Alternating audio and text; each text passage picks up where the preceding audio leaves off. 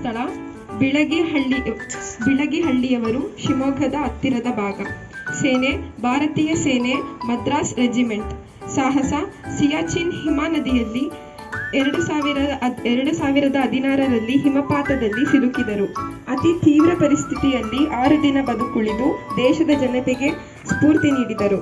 ನಂತರ ಚಿಕಿತ್ಸೆ ವೇಳೆ ಪ್ರಾಣತ್ಯಾಗ ಮಾಡಿದರು. ಸ್ಮರಣೆ: ಹನುಮಂತಪ್ಪ ಕೊಪಾಡೆ ಅವರನ್ನು ದೇಶವು ಸಿಯಾಚಿನ್ ಹೀರೋ ಎಂದು ಕರೆದಿತು.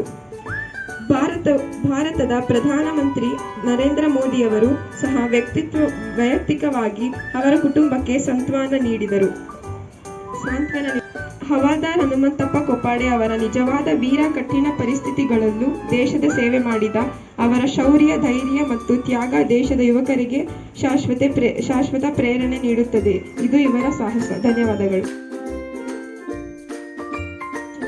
ನನ್ನ ಹೆಸರು ಅಕ್ಷಿತಾ. ನಾನು 10ನೇ ತರಗತಿ ಬಿ ವಿಭಾಗದಲ್ಲಿ ಓದುತ್ತಿದ್ದೇನೆ. ನಮ್ಮ ಶಿವಮೊಗ್ಗ ಜಿಲ್ಲೆಯ ಹೆಮ್ಮೆಯ ಸೇನಾನಿ ಕರ್ನಲ್ ವೀರೇಂದ್ರ ಪಾಟೀಲ್. ಇವರು ಶಿವಮೊಗ್ಗ ಜಿಲ್ಲೆಯವರು.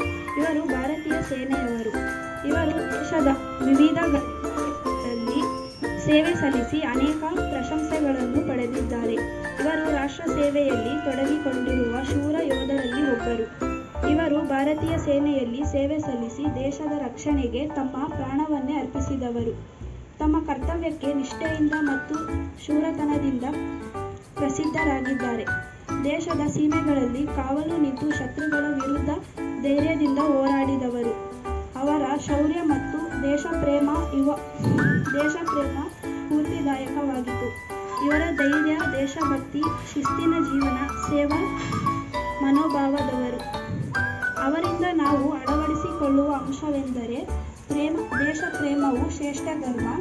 ಸೇವೆ ಮತ್ತು ಶಿಸ್ತಿನಿಂದ ಜೀವನ ನಡೆಸಬೇಕು ಮತ್ತು ದೇಶಕ್ಕಾಗಿ ಹೋರಾಡುವ ಮನೋಭಾವನೆಯನ್ನು ಹೊಂದಿರಬೇಕು. ಧನ್ಯವಾದಗಳು.